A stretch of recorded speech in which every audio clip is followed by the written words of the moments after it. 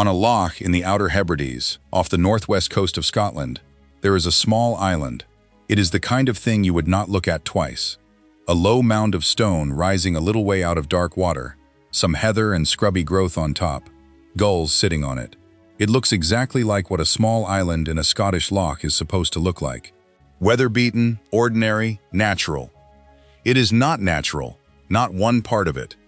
Every stone in it was carried there and dropped into the water by human beings.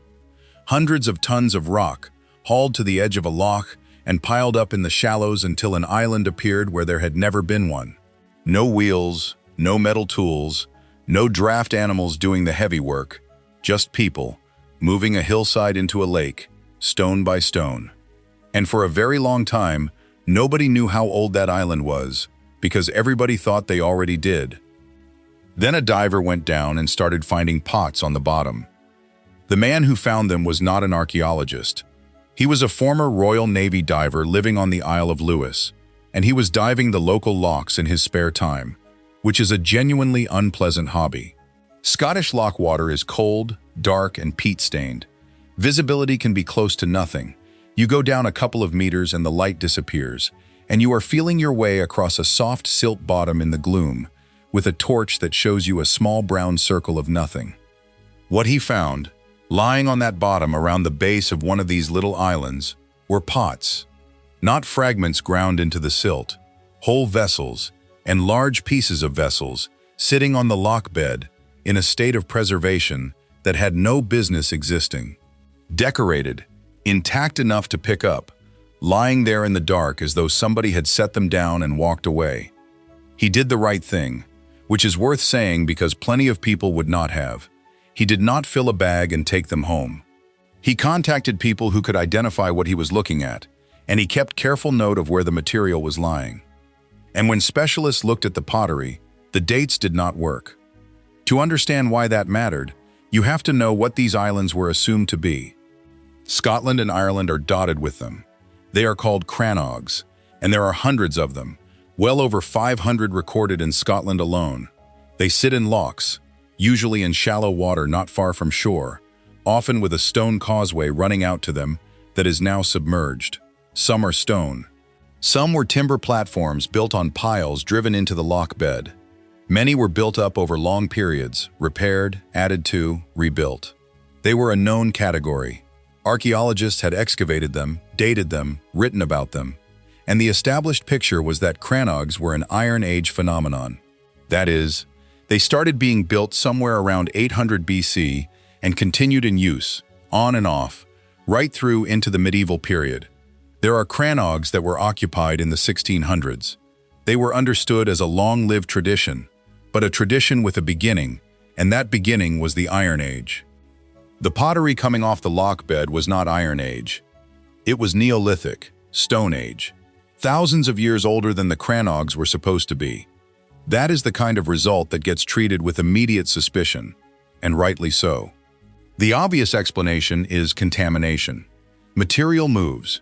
Objects wash in from a Neolithic site somewhere on the shoreline, sink, and end up sitting next to a much younger structure by accident. Loch beds are not sealed archives. Finding an old pot next to a young island does not automatically make the island old. So it needed testing properly, and that is where this stops being a nice story about a hobbyist and becomes a serious piece of archaeology. Because the way you settle this question is not by dating the pots, it is by dating the island itself. And if you want to know what came back when they finally put a date on the structure, stay with me and take a second to subscribe, because the answer rewrote a timeline that had been in textbooks for decades, and it means there are probably a lot more of these sitting in Scottish water right now, with nobody realizing what they are. Researchers from British universities went out to the Hebrides and surveyed a group of these islets across several lochs on Lewis.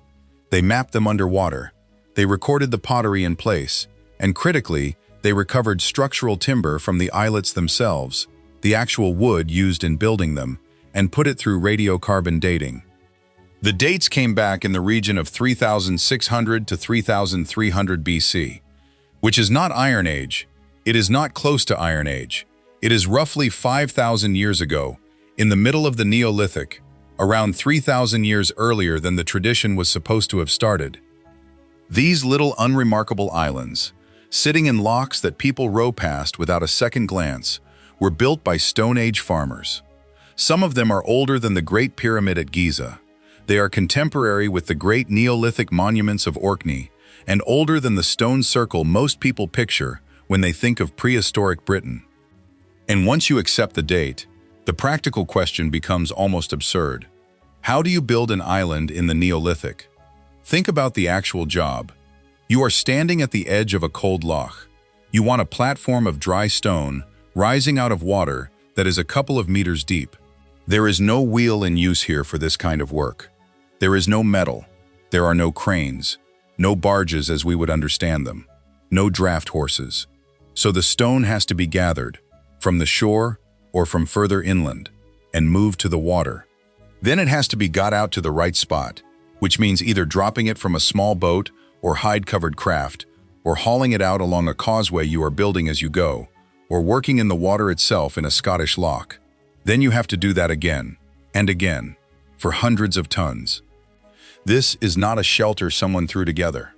It is a construction project requiring planning, organized labor, and a community willing to spend a very large amount of collective effort on it. Somebody decided this was worth doing, and enough people agreed to make it happen. It also lands them in a period that most people know nothing about, and that is worth a moment, because it changes the whole picture.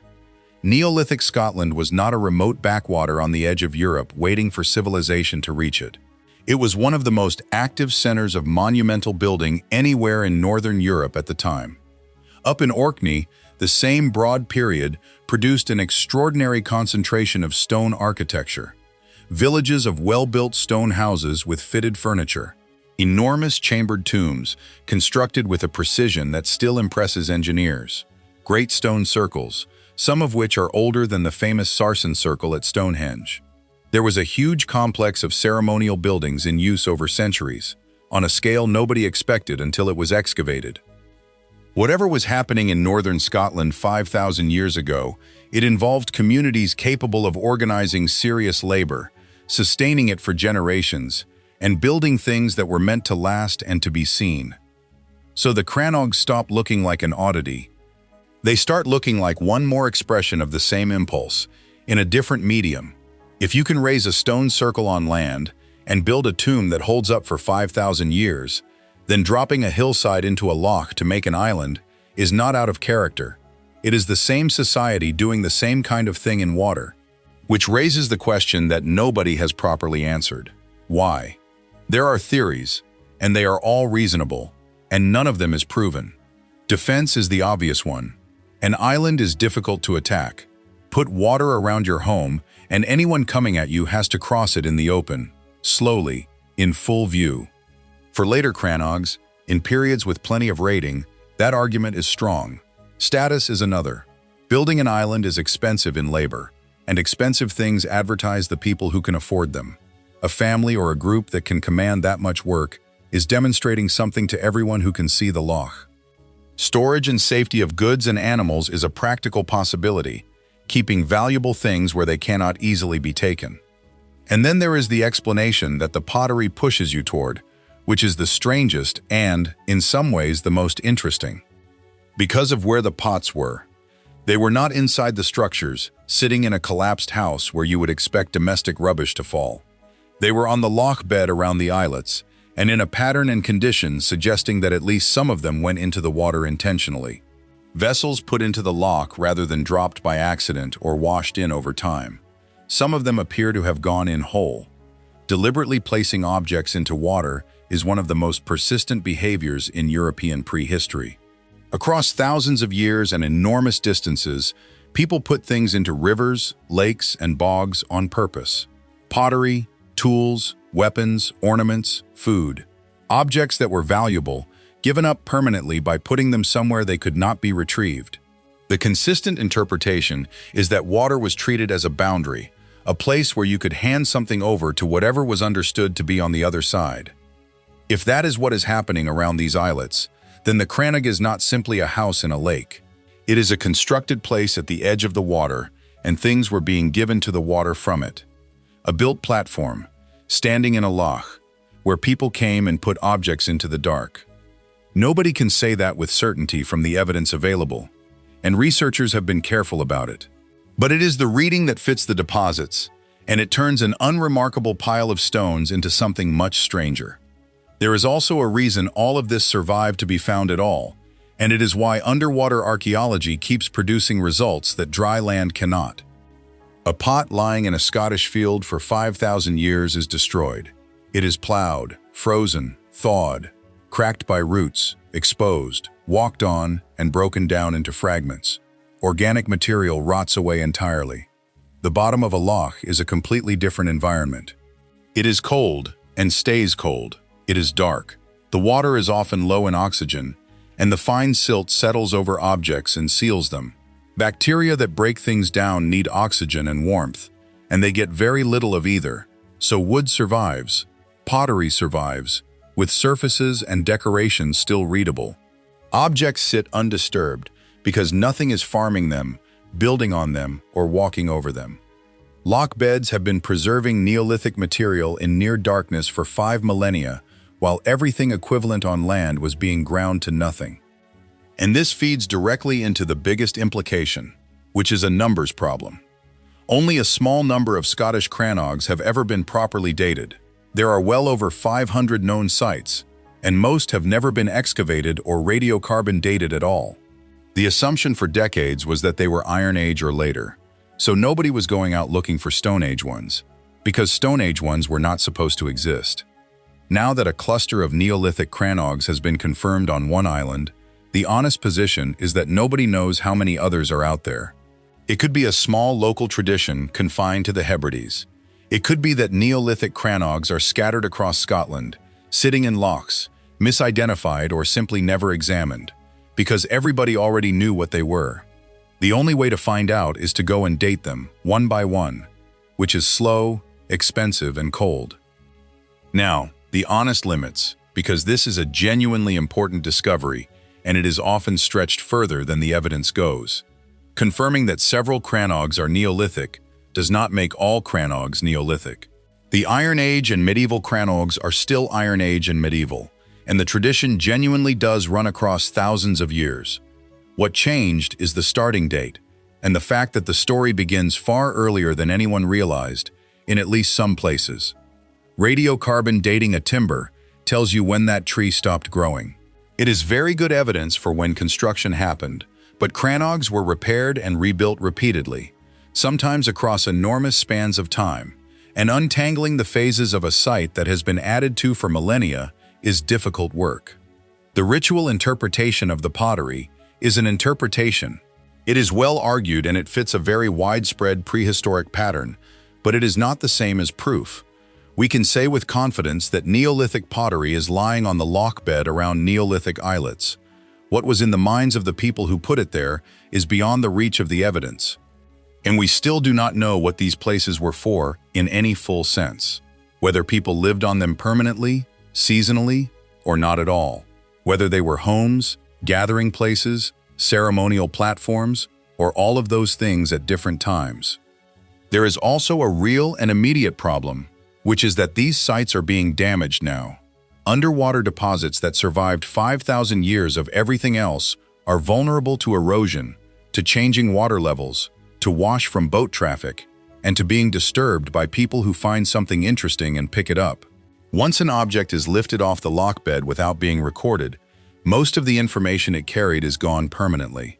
Where it lay, and what it lay next to, is often more valuable than the object itself. Which brings it back to the way this started.